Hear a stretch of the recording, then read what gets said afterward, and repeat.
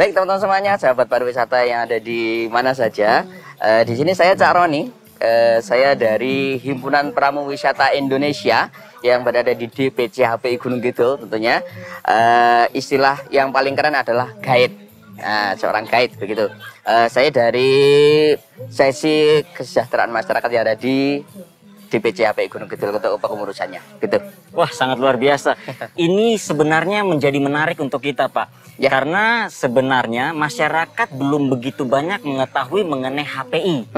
Saya ingin tahu, Pak, apa peran HPI terhadap perkembangan Geopark Gunung Sewu sendiri? Monggo, Cak Roni. Baik, terkait dengan masalah Geopark Gunung Sewu yang ada di Gunung Kidul, Pacitan, dan Wonogiri. Nah, itu kami dari Himpunan Pramu Wisata Indonesia ataupun guide-nya Yogyakarta, kami akan selalu memberikan informasi ini kepada masyarakat umum ketika banyak sekali masyarakat, entah itu dari luar, entah itu dari lokal sendiri untuk datang berwisata di daerah Gunung Kidul ataupun di mana saja. Kami akan selalu menceritakan atau menginformasikan tentang apa itu Gunung Sewu, yang mana Gunung Sewu ini merupakan salah satu sesuatu yang sangat luar biasa untuk bisa kita yang dimiliki oleh masyarakat yang ada di daerah Gunung Kidul tentunya, karena ini bisa menjadikan salah satu pemahaman yang sangat istimewa, karena dari Gunung Sewu ini ada tiga yang harus kita pahami adalah konservasi, edukasi, dan pemberdayaan masyarakat. Nah, ini yang harus kami berikan informasikan, kami berikan pemahaman ini atau edukasi ini kepada masyarakat, biar mereka tahu ternyata ternyata sebuah tempat yang dimana itu bisa menjadikan masyarakat itu lebih makmur. Kenapa? Dengan kita bisa mengelola bumi ini dengan baik, maka ternyata kita bisa mendatangkan manfaat yang sangat luar biasa. Nah, pemahaman yang sangat luar biasa ini harus kami berikan untuk tamu-tamu yang datang ke Gunung Kidul, terutama untuk para wisatawan yang ada di Yogyakarta pada umumnya, kayak gitu.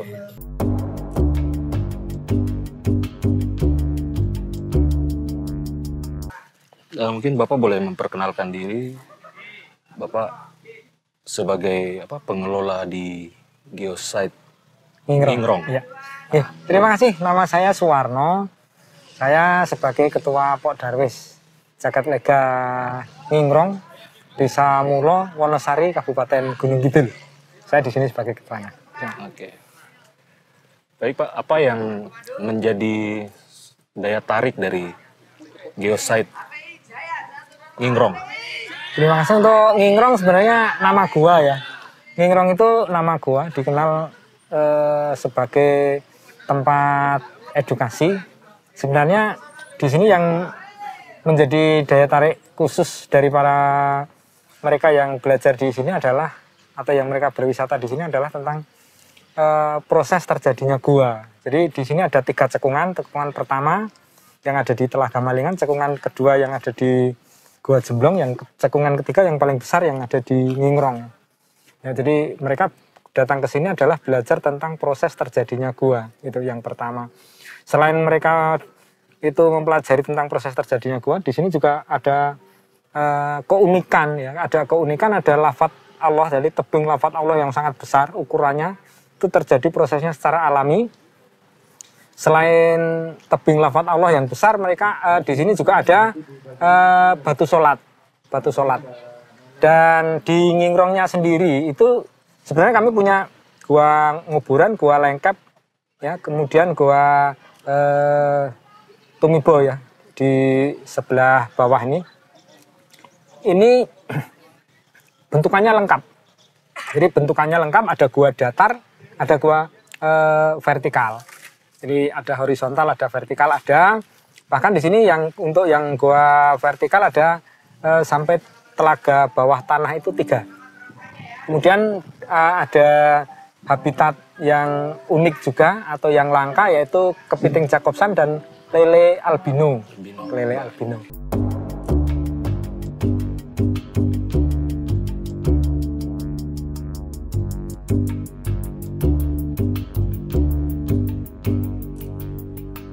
Salam Sobat Sinobumi, kami dari Sinobumi. Sekarang kami bersama Mas Rahmat sebagai penggiat pariwisata Wonogiri ya, Jaya. Wonogiri, Oh ya, Jawa Tengah. mungkin awalnya kita perkenalan dulu siapa sih beliau sebenarnya dan nanti peran beliau sebagai penggiat pariwisata Wonogiri seperti apa. Mari Mas, silahkan Ya, perkenalan baik. monggo. Perkenalkan, nama saya Rahmat Prasetyo sebagai pramuwisata atau pemandu wisata di Wonogiri. Peran saya di Wonogiri yang tentunya memandu wisatawan yang datang ke Wonogiri dan menjelaskan tempat-tempat wisata yang menarik di Wonogiri itu apa saja, terutama kalau yang diunggulkan di Wonogiri adalah mengenai geosite-nya. Di sana ada museum kars juga, seperti itu. Oh iya, sudah berapa banyak ini geosite yang saat ini dikelola oleh pramuwisata Wonogiri, begitu Mas? Boleh diketahui? Yang sampai saat ini kalau dari data itu ada 7. Ada 7 geosite. Yang pertama itu di Museum Kars itu ada beberapa gua.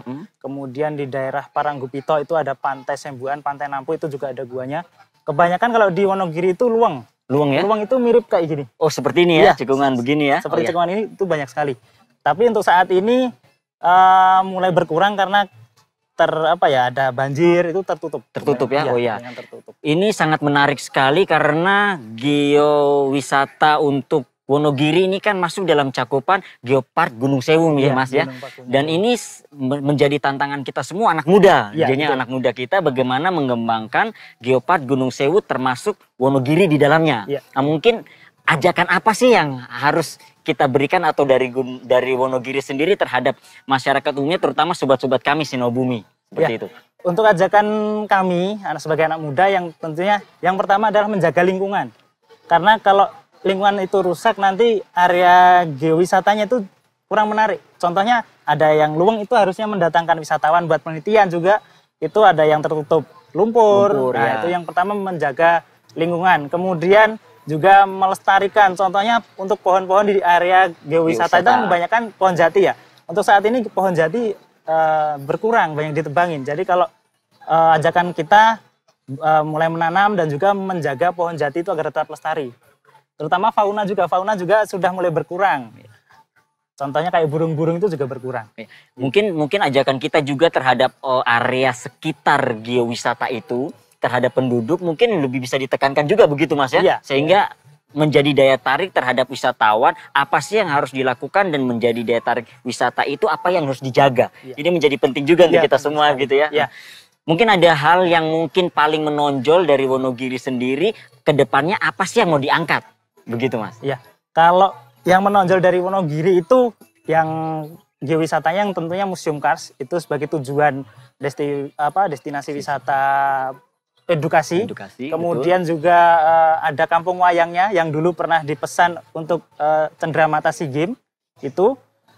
Kalau di Museum Kars itu nantinya kedepannya itu dulu sudah pernah ada festival geopark. Oh, Jadi festival geopark. ya itu sudah 2 kali. Kemudian ini terhambat oleh corona. Mudah-mudahan kedepannya festival itu diadakan lagi. Kemudian nanti juga bisa sebagai edukasi ke masyarakat banyak. Oh iya.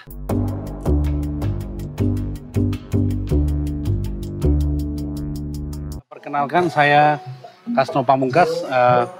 Kebetulan saya adalah salah satu staf pengajar di Fakultas Ilmu Budaya Universitas Padjadjaran dan saat ini saya sedang melakukan penelitian tentang toponimi geosite di kawasan Geopark UNESCO dan saya mengambil Geopark Gunung Sewu dan Geopark Ciletuh sebagai objek penelitian saya.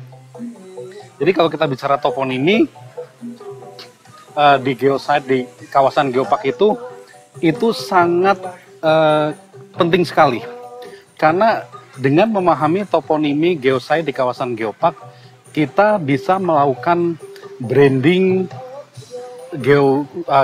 geoturisme atau geowisata di kawasan Geopark. Kemudian kenapa kita harus membranding geowisata di kawasan Geopark? Karena kita lihat banyak sekali kerusakan-kerusakan yang terjadi Betul sekali Pak. karena penambangan seperti itu. Dan toponimi itu salah satu yang bisa menjadi media untuk membranding geowisatanya. Untuk sekedar diketahui masyarakat, apakah atau ada sesuatu dari Geopark Gunung Sewu ini yang sudah diangkat mengenai toponiminya Pak, atau penamaan atau apapun itu dari toponimi sendiri Pak mungkin? Betul, ternyata toponimi itu memberikan pesan ya bahwa geowisata itu menjadi sebuah keniscayaan. Iya. seperti itu. Itu luar biasa karena memang kita harus mengetahui bahwa peran dari toponimi terhadap geopark ini saling menunjang, Pak. Betul. Jadi apa sih sebenarnya peran utama dari toponimi ketika pengembangan geopark ini sehingga berjalannya bisa bersinergi dan berada pada jalurnya yang sesuai seperti itu gitu, Pak ya? Betul. Jadi toponimi itu bisa menjadi dasar untuk membranding geowisata. Ya. Misalnya ada satu contoh di Ngelanggeran ya. Ya. Bagaimana toponimi yang ada di Ngelanggeran itu ketika kita mencoba mencari tahu Ngelanggeran itu apa sih? Apa yang menjadi dasar penamaan Ngelanggeran itu? Nah, ternyata setelah kita melakukan penelitian, kita melakukan wawancara dengan para narasumber,